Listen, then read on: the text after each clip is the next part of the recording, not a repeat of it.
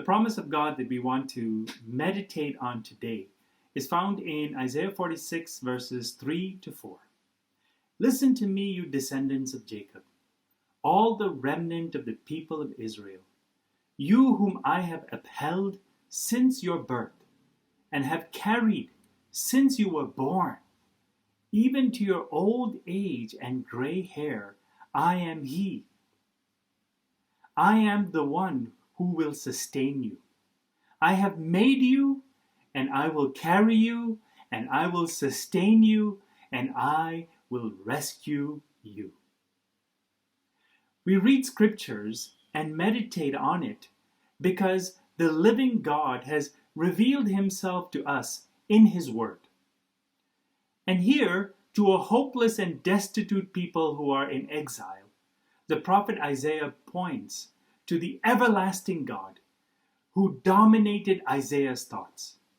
The everlasting God, the first and the last, the living one, whom we meet in Isaiah's chapter 40 to 48, is the one on whom all our hopes must rest. Isaiah has spent so much time comparing the God of Israel with the idols of pagan nations. This he will repeat when God gives the charge to speak, and he proclaims, "Listen to me, O house of Jacob, and all of the remnant of the house of Israel." Isaiah 46, verse 3. I am He. God draws the comparison between himself and the Babylonian gods, Bel and Nibu. While they are the dead gods who must be carried as a burden by their worshippers, the Lord is the living God who carries the burden for his people. And so, even as God reveals himself as creator, maker, redeemer, and deliverer of Israel, he now also tells them that he is their burden bearer. What a promise! From birth and infancy to old age and gray hairs. Or, as some might say, from the womb to the tomb.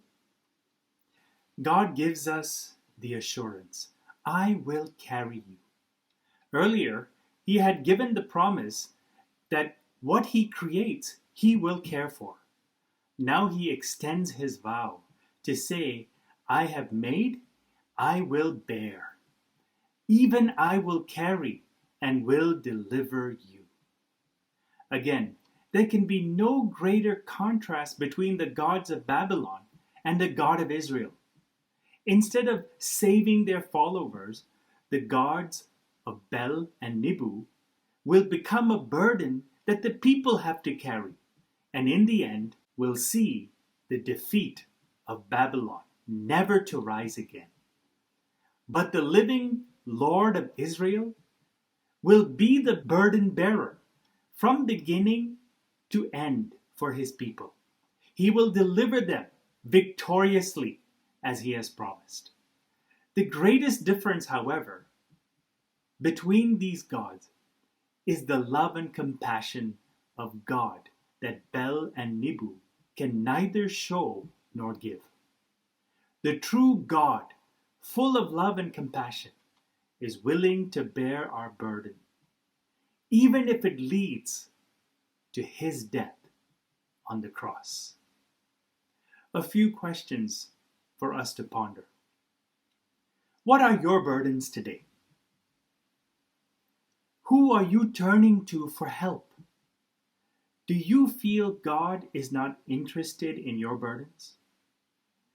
Jesus calls those who are weary and burdened, come to him, and he will give us rest.